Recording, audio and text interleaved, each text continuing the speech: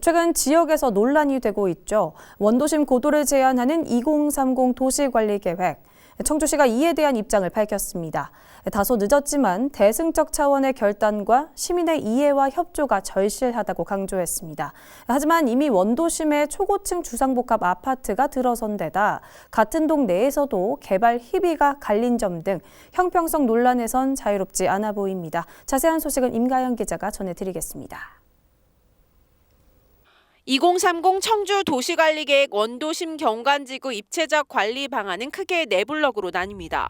먼저 시청 도청 대로변에서 대성로 서쪽을 포함한 근대 문화 1지구, 고도는 11층에서 15층으로 제한됩니다.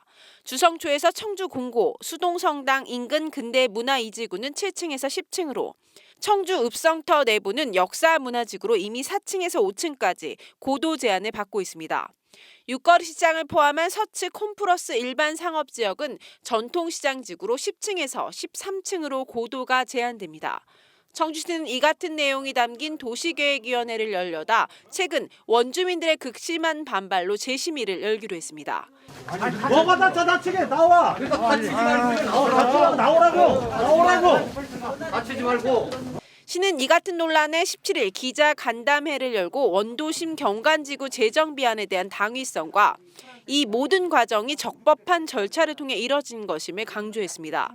해발 94m인 우암산 경관보호를 원칙으로 고도 제한 기준을 정하고 지난해 10월 청주시 규제계획위원회 심의에서 원도심 고도 제한 규정이 원안 가결된 점, 개정안 역시 같은 해 12월 청주시 의회를 통과해 도시계획위원회 심의 및 결정 고시만을 앞두고 있는 상황이라는 것.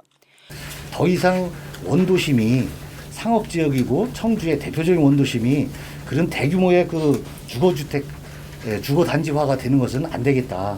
늦었지만 지금이라도 이러한 체계적인 경관관리가 필요하다는 거에서 출발을 했습니다. 그렇지만 이미 시청 뒤편에 자리한 49층 규모의 초고층 주상복합 아파트, 도청 인근 34층 아파트, 같은 남주동 내에서도 일부 구역은 33층 규모의 아파트가 착공 단계에 있고 그렇지 못한 구역 간 형평성 지적에 대해선 자유롭지 않아 보입니다.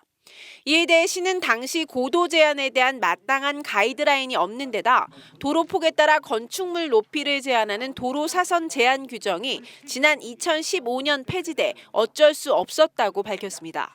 이걸 들어오면서 주민 전체 시민들이 그걸 보면서 불편함을 느끼고 그러면서 그동안 공론화 과정이라고 생각을 해주시면 될 것 같아요.